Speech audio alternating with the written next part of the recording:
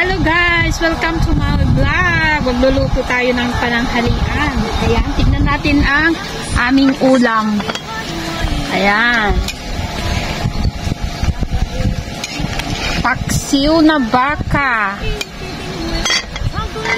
Ayan, dahil ay, ang init. Ay, nasunog na. Ayan. Okay na yan.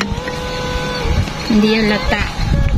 Ayan guys, dahil magtatanim sila at nagtanim rin kami ng mais kanina ng kaunti kasi nga hindi nadiligan yung hindi naanuhan yung lupa, hindi nabasa kasi nga may ginagawa pa sila, naglalagay sila ng fertilizer sa mga silihan. Ayan, tignan natin yung dalawa naglalagay ng abono sa may silihan.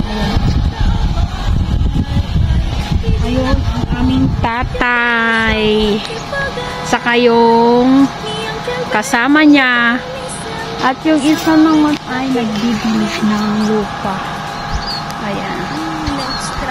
Ayan guys, dito dahil nabagyo ang aming kanilang kubo-kubo. Kaya ito, di pa nagawa. Ito pa yung ulam namin.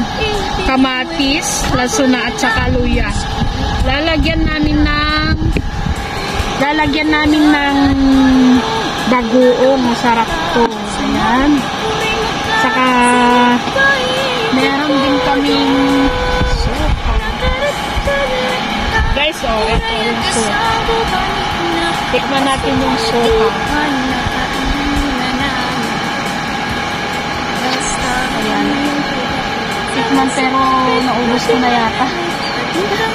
Meron din tayong bayabas. Bayabas. Meron din mais.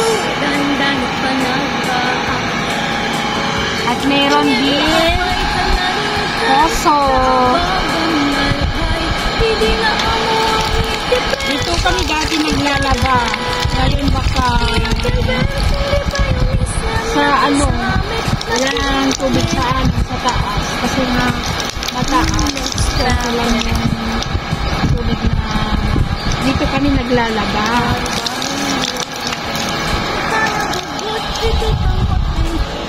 Saka dito rin kami nagpapahinga at nakakain na kami, natutulog, nag-usap-usap, ayan, para makarelax naman.